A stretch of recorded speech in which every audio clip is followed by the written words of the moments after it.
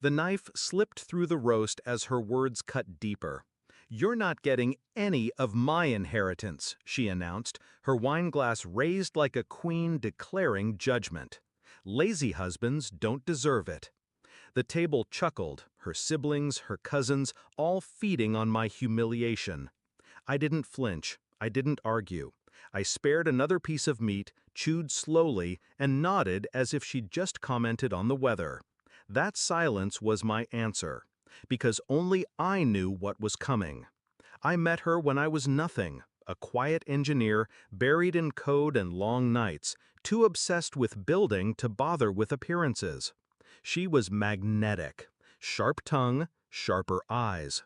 She said she loved my ambition. What she really loved was control. The moment we married, she made it clear. Her family's money was hers.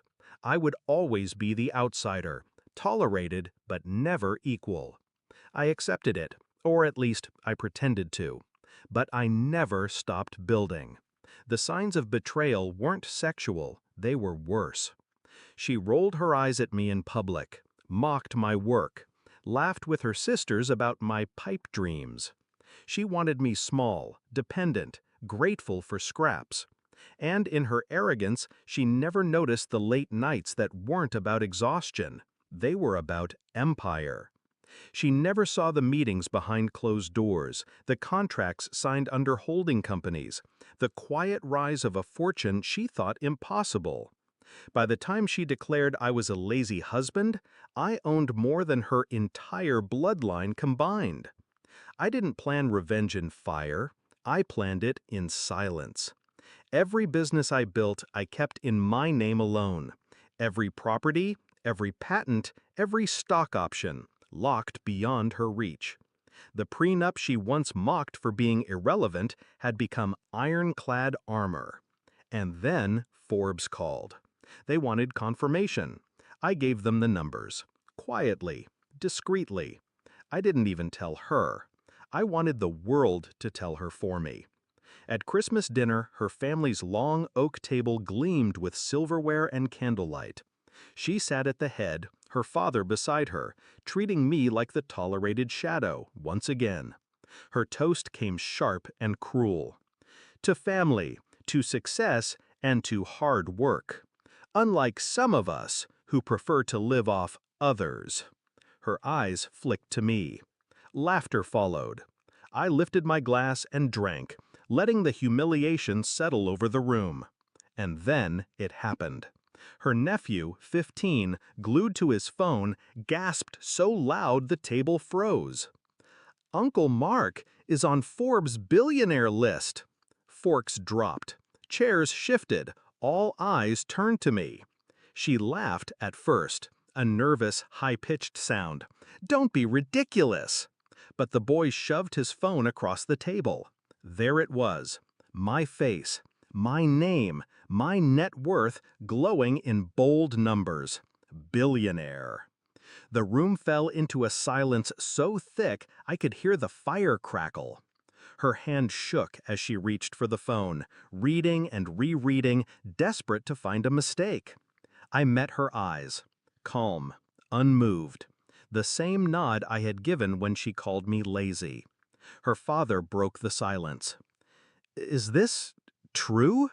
"Yes," I said simply. "I didn't think it was worth mentioning." Gasps rippled. Her sister whispered, "My God." My wife's face drained of color. She opened her mouth, but no words came. I leaned forward, voice low, every syllable measured. "You called me lazy. You told your family I was nothing." I paused, letting her squirm. "But I built more than you could ever imagine, while you were too busy mocking me to notice." Her jaw trembled. "Mark, I cut her off with the smallest smile. "Save it." The rest of dinner was chaos. Questions fired at me from every angle, about businesses, about investments, about how I had hidden it so well. I answered politely, without arrogance, while she sat frozen, drowning in the collapse of her power. Every proud smirk she'd won for years had been erased in one evening. And the beauty was, I never raised my voice. I never insulted her. I simply existed, revealed, undeniable. That was the revenge. Later, as guests trickled out, she cornered me in the hallway. "Why didn't you tell me?" she hissed, her voice desperate now, not commanding. I looked at her with the same calm I had carried all night. "Because you never saw me. You saw what you wanted, a man beneath you. I wanted you to live in that illusion, right up until it shattered." She reached for my hand, but I pulled back. "Mark, we can—" "No," I said firmly. "You had your chance to stand beside me. You chose to stand above me instead." Her face crumpled. For the first time I saw fear, not of losing money, but of losing me. And it was already too late. That night I stood by the window, the glow of Christmas lights flickering across the glass. Her family finally knew who I was. She finally knew who she had underestimated.